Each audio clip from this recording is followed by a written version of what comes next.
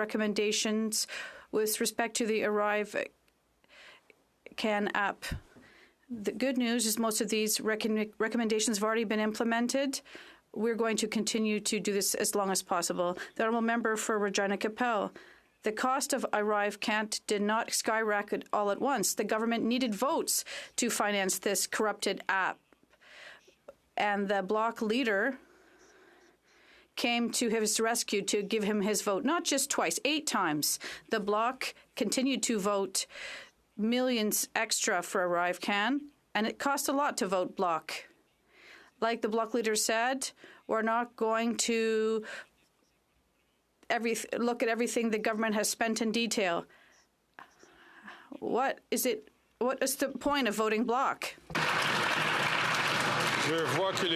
I see that the Minister of Public Services and Procurement has risen to answer the question, but I'd like to remind all members that questions must be relevant to the government or to the chair of a committee, the Honourable Minister of Public Services and Procurement. Thank you very much, Mr. Speaker.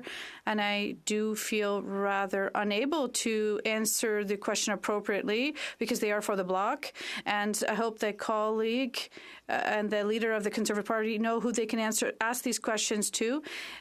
Nevertheless, my response is that the government during the pandemic worked to protect the health and safety of Canadians in a very urgent and extreme situation, something we haven't seen in ages. And even in the event of a crisis, all the rules do have to be respected. The Honourable Member for Regina Capel. Common sense Conservatives will axe the tax, fix the budget, build the homes, and stop the crime. This NDP Liberal Prime Minister is proving that he's not worth the cost, the crime, or the corruption. Now, the NDP are pretending to be outraged by the Arrive scandal, but the Liberals didn't have enough votes to get the funding through Parliament, so the NDP came to the rescue and 8 times voted to keep funding no-show jobs and IT work that was never done.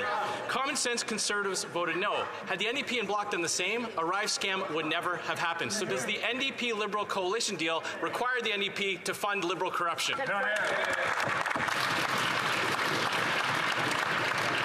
The Honourable Member for Public Works. Thank you, Mr. Speaker. This question has already received multiple answers. The fact that it's coming from the former Speaker of the House, Mr. Speaker, is obviously a bit strange. He would know that if he needs to ask questions to the NDP, I am not, and we are not on this side of the good people, the right people to answer those questions. I would invite our colleague to ask the questions to the right people. The Honourable Member from Regina Capel. Well, it's his government's deal with the NDP, Mr. Speaker. And while common sense Conservatives will axe the tax, fix the budget, build the homes, and stop the crime, the NDP Liberal Prime Minister is proving that he's not worth the cost or the corruption. The Prime Minister managed to find $60 million for his Arrive scam app, but now he's going to reach into the pockets of Canadians yet again and hike the carbon tax on April 1st. Canadians are struggling with out-of-control costs, and millions of Canadians are visiting the food bank for the first time. So will the Prime Minister just show some compassion and cancel his plan to hike the carbon tax? The Honourable President of the Treasury Board. Mr. Speaker, unlike the Conservatives who deny that climate change exists and want to take money away from the Conservatives, we have a question for you, for the Conservatives.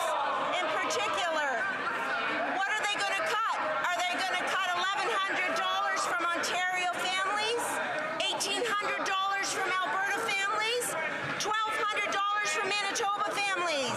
Conservatives deny climate change. They're planning to take away hundreds of dollars from families. That's not common sense, Mr. Speaker.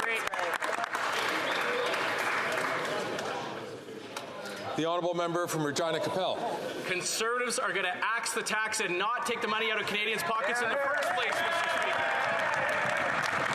And their own nonpartisan, independent parliamentary budget officer has concluded that Canadians pay far more in the carbon tax than anything they hope to get back in the rebate. And on April 1st, they're going to hike it again. And something devastating is happening in Canada, Mr. Speaker.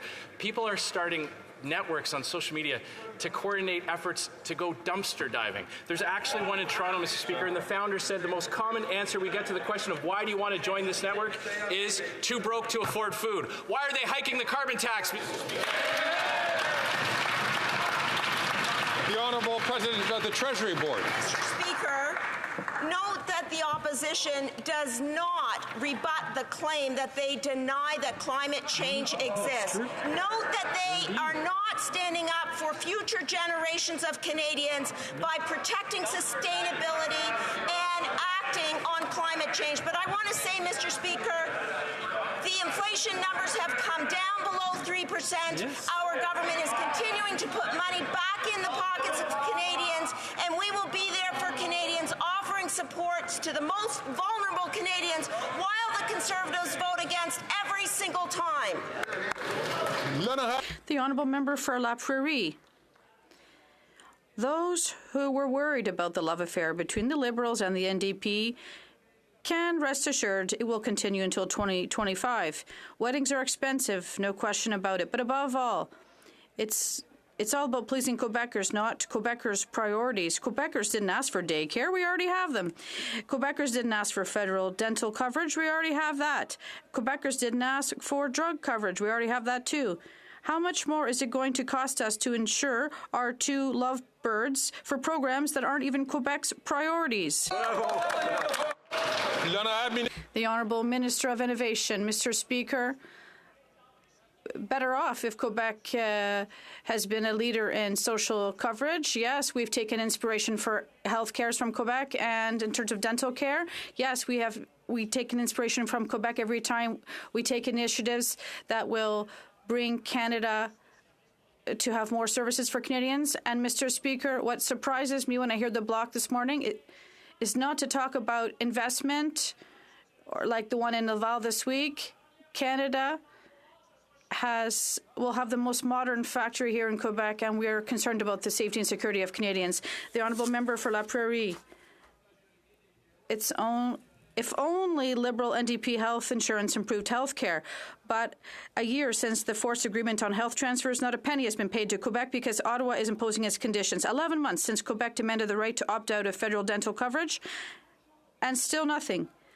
Today, our lovebirds are adding a third long-term squabble over drug coverage. And meanwhile, not a single Quebecer is getting better care. Instead of scheming to stay in power, why not put money back in the pockets of Quebecers so we can treat our people? The Honourable Minister of Health. Mr. Speaker, clearly the Bloc is trying to create squabbles, but we are looking for solutions. And that is the reason why we're having good conversations with Minister Dubé and the Quebec government. It's a question of enhancing healthcare transfers, and it's clear. It is essential for all Quebecers to have access to dental care, for a solid healthcare system. And this is possible with a spirit of cooperation and not with squabbles like this or debates like this. The Honourable Member from Burnaby South. People are getting ripped off by corporate grocery stores in this country, and in the north, it's on another level.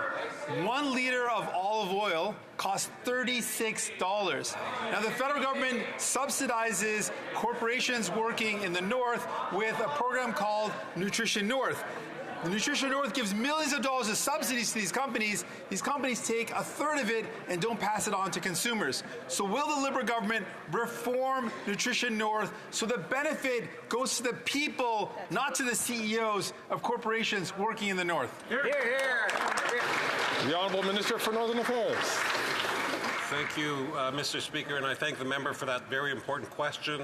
Our government is absolutely committed to ensuring that 100% of the subsidy, the retail subsidy, is passed directly to Northerners.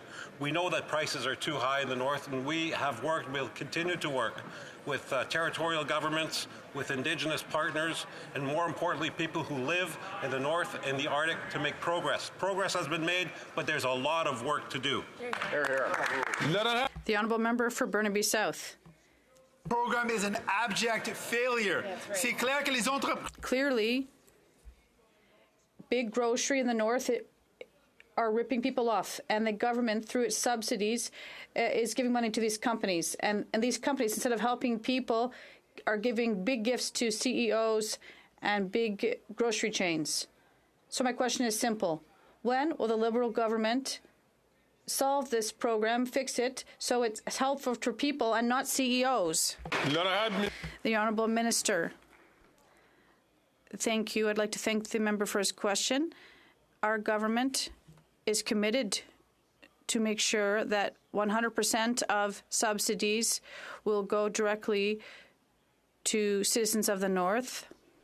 We know that prices are too high in the North, and we're working with the territorial government and with our Indigenous partners and people who live in the North and the Arctic to make progress on this file. And it's such an important subject, and there's so much work to be done, and we're going to do it. Thank you. The Honourable Member from Foothills.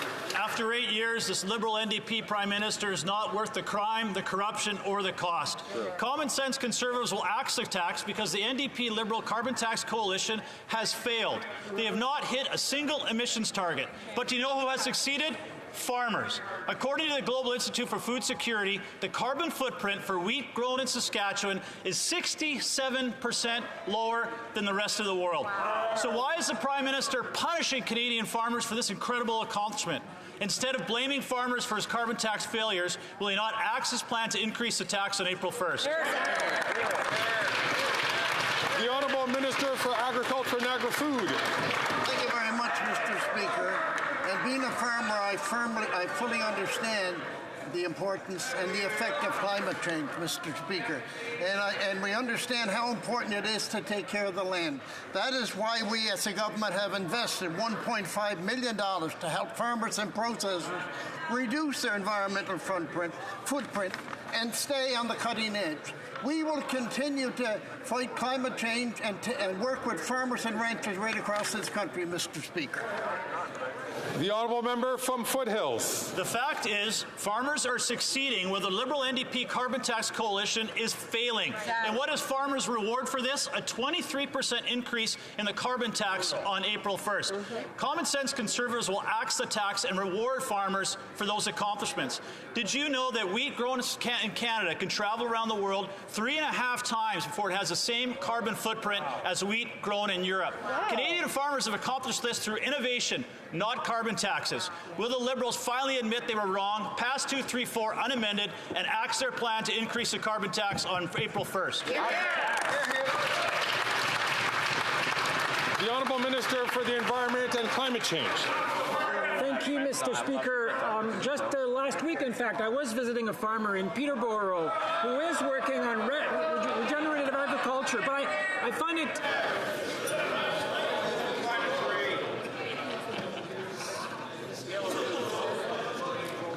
Colleagues, order.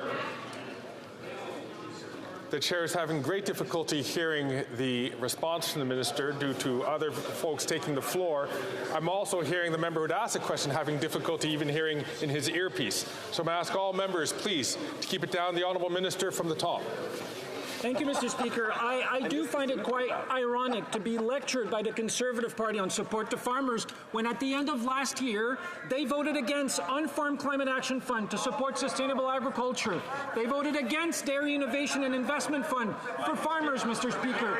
They voted against funding in support of dairy, poultry, and egg supply management producers. On this side of the House, Mr. Speaker, we believe in our farmers, we support our farmers, and we help them to fight climate change. Doesn't make sense. The Honourable Member from Lethbridge. Common sense Conservatives will axe the tax, build the homes, stop the crime, and fix the budget. That's what our commitment to Canadians is. Meanwhile, the NDP Liberal Prime Minister can't help himself but skyrocket the crime, increase the corruption, and of course he's just not worth the cost because he's causing it to go through the roof. But he's incredibly hypocritical because for him pollution is free. He can just jet set around the world while Canadians continue to pay. On April 1st, they'll see an increase of 23% on the carbon tax. My question is simple. Will